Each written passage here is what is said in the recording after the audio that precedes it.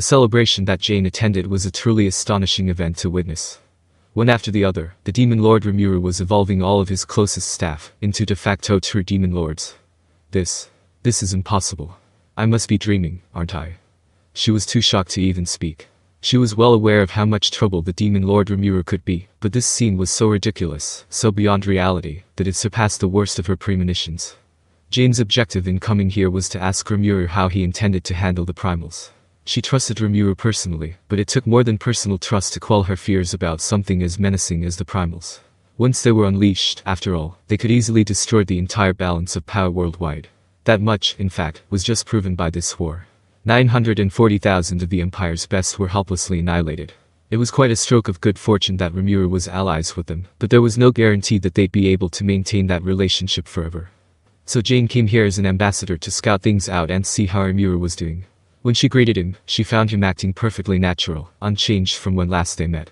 So she lodged her complaint with him in somewhat harsh terms, hoping to gauge his thoughts based on his reaction. The results, sadly, were disappointing. He just said I'm sorry, acting all remorseful as Jane admonished him.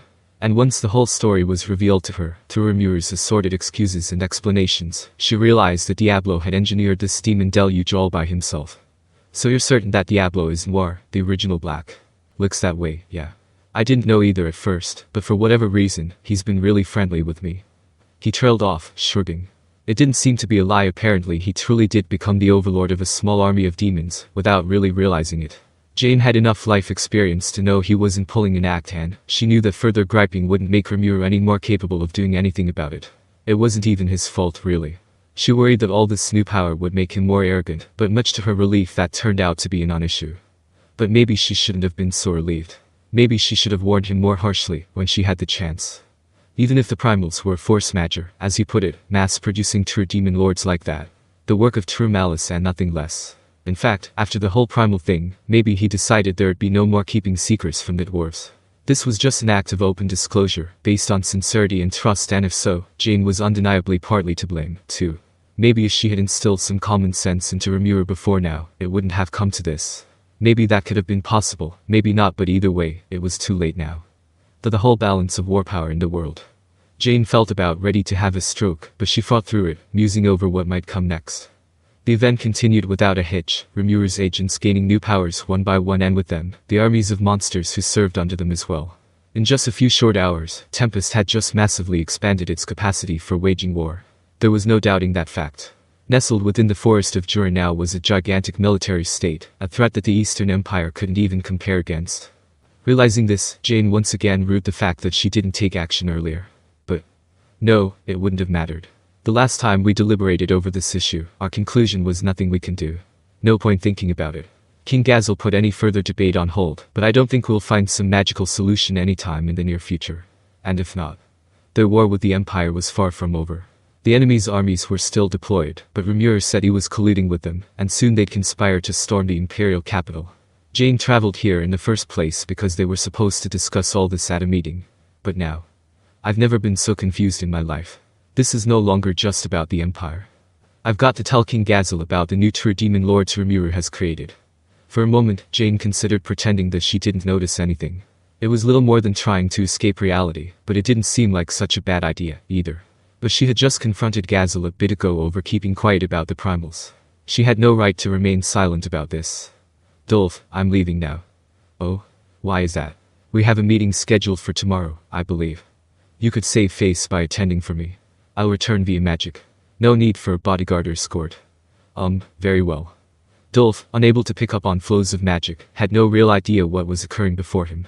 Jane, jealous of him for that, sighed and fell into a funk as she considered the future. Despite their unshaken facial expressions, the twin wings Lucia the blonde, Claire the silver-haired were both intensely distressed. Here in Tempest, the monster nation, lived a great number of powerful magic-born. They knew that, and they even grew acquainted with a few of them, Geld in particular. They saw them as a threat at first, but now they were united in an alliance. They no longer needed to be so cautious now, no matter how many of their high-level magic-born matched them in skill. Until now, that is. They were here on orders to ascertain Tempest's current strength. Now that they were engaged in full frontal war with the Nazcanamria-Mulmeria United Eastern Empire, the mightiest of human-led nations, Rimuru's army was bound to suffer some casualties. If so, it'd doubtlessly interfere with the construction of the Sky City that Frey was so looking forward to. So they were asked to survey the damage and formulate predictions for Tempest's future, organizing reinforcements if need be. That need, it seemed, was wholly non-existent. 0 damage, then. It's hard to believe. But judging by how cheerful everyone is, it must be the truth. It was the most unexpected of reports. Gladdened to hear that, they decided to attend the victory celebration they were informed of. They didn't expect, however, to bear witness to events that would make their eyes pop out of their skulls. This is unthinkable. We take our eyes off him for a moment, and now part of his head staff is as powerful as Lady Frey. No, look over there. The Demon Lord Rimuru is about to say something. Claire snapped Lucia out of her panic state just in time for the start of a ritual that was as unimaginable as it was appalling. Beyond appalling, even. It was so detached from reality that their minds went completely blank.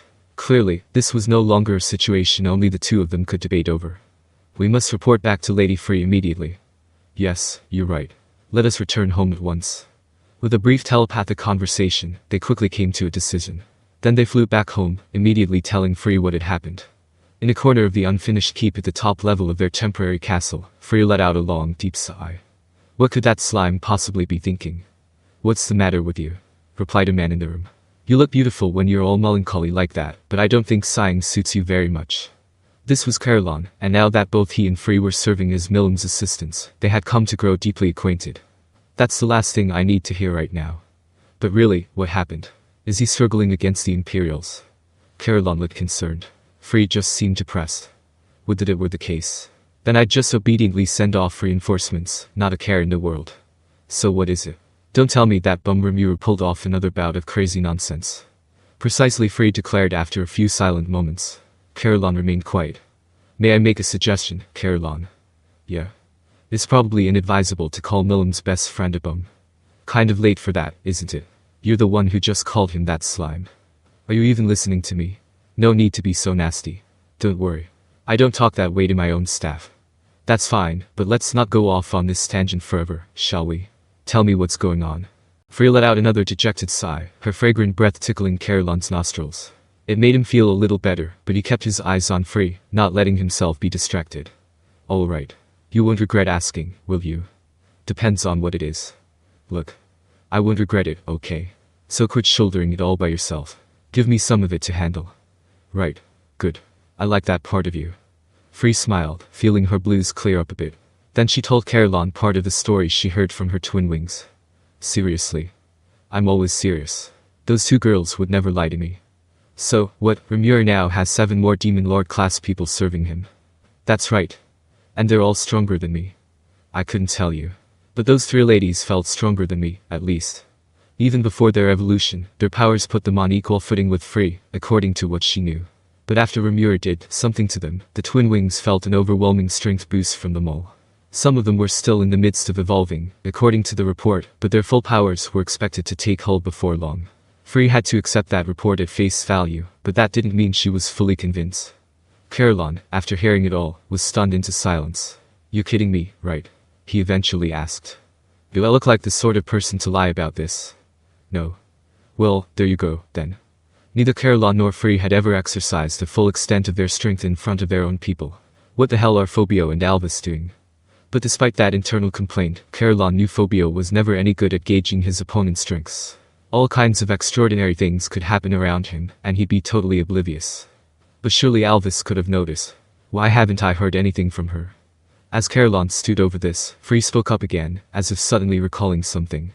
Oh, right. Your understudy Alvis also got engaged to Sir Benimaru, the general overseeing Sir Rimuru's armies. If this marriage goes well, maybe it'll be to our nation's benefit. Sir Rimuru approves, it sounds like, so that's good. That bastard actually did it. Alvis had consulted Carrion about it. He advised her to seize Benimaru by force, and at the end of it, Alvis scored a resounding victory. He couldn't help but grin to himself over it. It sounds like she'll be his second wife, though. Tisk. Not the first, huh? Well, as long as she has a kid, it's all good. That's rather vulgar of you. Hey, don't worry, Frey. To me, you're the only woman I've ever loved. Quit playing games with me. In our society, women take multiple husbands. It's the exact opposite of you guys. How do you think it'd ever work out? The Harpy race is almost exclusively female, with procreation reliant on one of the few males or powerful magic born for genetic diversity. A queen-type harpy like Frey is capable of expanding her armies through parthenogenesis, or virgin birth, no partner required. With beastmen, on the other hand, it was common for stronger men to maintain relationships with multiple women at once. This weeds out the weak and leads to a stronger race over the years. Both species have the same ultimate goal in mind, but no matter how you looked at it, they were inherently incompatible with each other. Carrion and Frey, however, fully recognized each other's strength. Thus, although their relationship was very much a tightrope walk, they still managed not to step over that one final line in the sand. Well, since I doubt I'll receive a good reply from you right now, I'll just keep on trying to chip away at you, okay? So the question is, what the hell did that Rimuru bastard do? It reminds me of Clayman's final moments. He was throwing out some crazy powers right then. Yeah, the awakening thing Rimuru talked about. What do you think caused it? He didn't look like he was hiding any power. Clayman must have gained it right at that moment. And how did that work? Well, via souls. Huh. Clayman said that gathering souls was how he'd awakened to his true demon lord self. If that's really true, there's no way he wasn't actively collecting them. Ah. So that's how he tried awakening himself. Probably. Honestly, I've never killed a human being, so I've never even seen a soul before. Me neither. I've only fought against my own kind, magic-born, or angels. And we never wanted for much in my nation, so I never took interest in humans. Right. But I think that answers the question. It looks like Sir Rimuru found a way to acquire a huge number of souls during the war. Now he's passed them out to the magic born under him to trigger awakenings. That's ridiculous. It's bad enough that would-be demon lords like us are serving someone else, but now all those other guys are getting ahead of us. So how many souls did Rimuru use for this? Carrion scratched his head, and Frey turned her eyes toward the city being built beneath them. Hey. Come to think of it, I didn't tell you how the war turned out, did I? Well, amazingly enough, Tempest's army suffered 0 casualties. The Empire, on the other hand, had an army of 940,000 soldiers completely wiped out. Huh. You think I'm lying? No. I only wish this report was a mistake. So the Demon Lord Rimuru had obtained a total of 940,000 souls, and with that kind of number, it'd likely be child's play to elevate 7 of your faithful servants to awakened status. And maybe it was more than 7, even. According to the report, had General Benimaru exhibited no change during the ceremony. All he had done was agree to marry Momiji and Alvis. But there was no way Rimuru wouldn't reward his closest associate with some souls. It was more likely that his evolution was delayed for some reason, coming along at a later date instead. Wow. So one side totally busting up the other, huh? That's hardly even a war any longer. I will to put up the white flag by now, but what do you think the Empire's gonna do? Who cares about the Empire? They don't matter anymore. The problem is what we're going to do. Yeah. Well, I've already surrendered myself to Milim. I already thought seeking out power for myself would be seen as treason, so I avoided it. But I guess I never had anything to worry about. How so? Rimuru's raised up his staff to his own level now, right? Talk about generous. And looking back, I realized that Milim's probably the same as him. True. Us getting awakened probably wouldn't cause her to lose much sleep. Right. So why don't we just do what we want a little, huh? I think we've maybe been relaxing a little too much lately, but it's hardly too late. We've still got a chance to aim higher. We do. I always did like that about you. Frey and Carrion looked at each other. But just when things started to warm between them. Wahahahaha. Well said, you two. I can't go awakening people willy-nilly like Rimuru, but I can give you guys my special brand of training. And you don't have to worry about death if you're inside the labyrinth, so we can go all out, too. Milim barged in, timing impeccable as always. You were here, Milim. You just had to show up when it was getting good, too. If I've told you once, I've told you 1,000 times stop sneaking up on us whenever you show up. And I have no interest in training with listen to me, Milim. Carrion and Frey were already whining at her, but Milim paid them no mind. Her ears were equipped with the top-of-the-line feature that shut out anything she didn't want to hear. Right. I'll go ask Grammars to help us out. Wait. I never asked you for training help either. Hold it, Milim. If you won't listen to us, then I've got an idea of my own. How about we have Sir Midray handle all the cooking from now on? Are you okay with that? This statement from Frey triggered Milim's sense of danger. It was more than enough to stop her cold. Nice one, Frey, Carrion thought as he observed them. Alright. But if you want to train, ask me anytime. Sure. By the way, have you finished up your homework? Well, I heard this really neat story I had to check out, so. You haven't, have you? Frey smiled at her. My break's over now, so I'm just gonna head right back. That's the spirit. Good girl. So Milim returned to her homework, Frey and Carrion successfully surviving the crisis. But both of them still had a drive to evolve burning within their hearts. Would that ambition ever be fulfilled? That remained to be seen.